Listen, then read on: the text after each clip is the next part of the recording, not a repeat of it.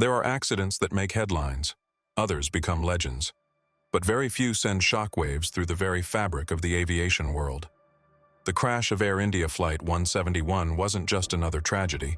It was a chilling enigma that baffled experts, haunted investigators, and left the public demanding answers. For years, speculation dominated the narrative. Was it pilot error, a freak mechanical failure, or something far more complex? Now, after exhaustive reviews, newly surfaced videos, and a piercing analysis from a veteran airline pilot, we may finally have an answer. And the truth is far more terrifying than anyone imagined. Stay with us, because what you're about to see is not just a theory. It's a revelation that might rewrite everything we thought we knew about modern aviation. In the immediate aftermath of the crash, the aviation community fragmented into three camps, each defending a different theory. The first centered on a dual engine failure, possibly caused by a catastrophic bird strike or fuel contamination. The second theory suggested a critical oversight, that the pilots simply forgot to set the flaps correctly before takeoff. A basic, almost unthinkable mistake for a commercial crew, but still plausible in the fog of human error. And then came the third possibility, subtle, elusive, and sinister. That during takeoff, the pilots did indeed set the flaps properly. But in a moment of panic or confusion, the co-pilot grabbed the wrong lever, retracting the flaps at the worst possible moment, killing lift, and sending the aircraft plummeting. It was a theory that gained traction fast, especially in the absence of definitive evidence. But all of that would change with a single video clip. For weeks, the world had been analyzing a grainy, distorted video, one recorded off a screen, with poor audio and limited clarity. But recently, the original source of that video surfaced, sharper, cleaner, with audible cues no one had heard before. As analysts replayed the footage, something strange became apparent. A faint shape under the fuselage, barely visible at first, began to raise alarms among those who knew what to look for. It was the ram air turbine, or RAT, a tiny emergency propeller designed to deploy only under catastrophic conditions. Its presence was visual confirmation that something had gone terribly wrong with the aircraft's primary systems. And when the video was looped again, another clue emerged. A high-pitched whirring, almost like a propeller plane flying overhead. But this wasn't a propeller plane. This was a Dreamliner, a 787. And that sound, unmistakably, was the RAT spinning into action. This wasn't just a theory anymore. It was audiovisual proof of a systems collapse in real time. Against all odds, there was one survivor. A man seated near the wing, close to the aircraft's structural core, the spar that absorbed much of the impact. Somehow, he emerged from the wreckage, dazed but alive. His account stunned investigators. Moments before the crash, he reported a sudden loud bang followed by lights flickering throughout the cabin. To a layperson, this might sound like a simple electrical issue. But for aviation experts, it aligned perfectly with the deployment of the RAT, the last resort mechanism that kicks in when an aircraft loses its engines and its hydraulic and electrical systems simultaneously. The survivor's statement, initially brushed off as shock-induced confusion, suddenly gained unprecedented credibility. Now, three key pieces were aligning: visual confirmation, audio evidence, and eyewitness testimony. And just when the picture seemed complete, a fourth clue surfaced, and it changed everything. A faint, frantic transmission intercepted by air traffic control added one final puzzle piece.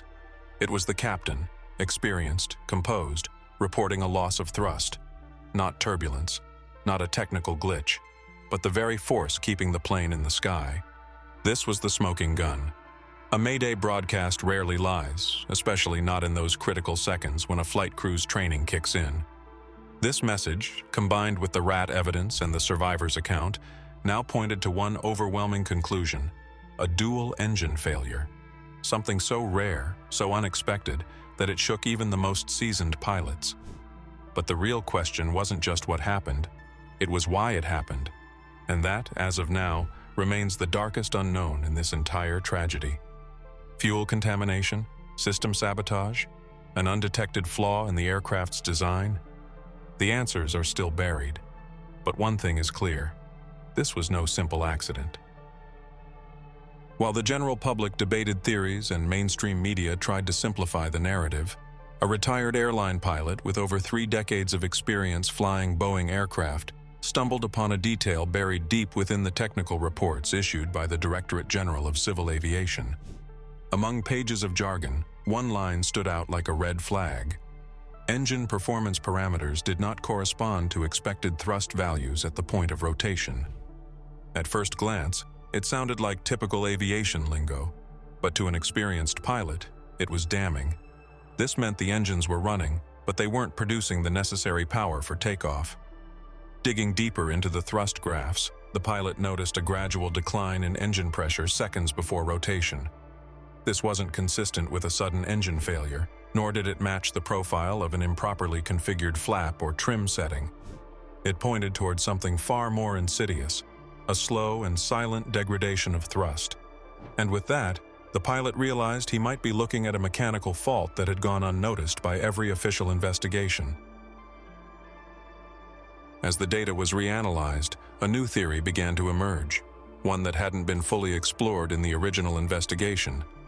The engines may have appeared normal on inspection, but the thrust decay suggested something upstream was failing.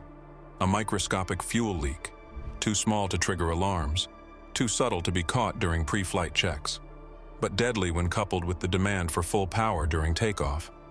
This kind of fuel supply irregularity wouldn't leave obvious clues. It would masquerade as pilot error or sudden failure. Yet, the thrust decay pattern matched known cases of micro-leaks in high-pressure fuel lines. In other words, the engines weren't failing. They were being starved. Not enough to shut down, just enough to make the aircraft helpless when it mattered most.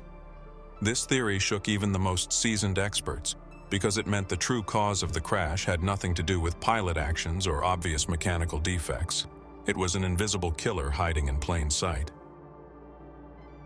But the breakthrough didn't end there. As the retired pilot dug further, he made a chilling discovery in the aircraft's maintenance logs. 6 days before the crash, engineers had noted a report of momentary pressure fluctuations in the left engine fuel manifold. The issue had been flagged as non-critical and signed off after a routine ground run showed no abnormalities.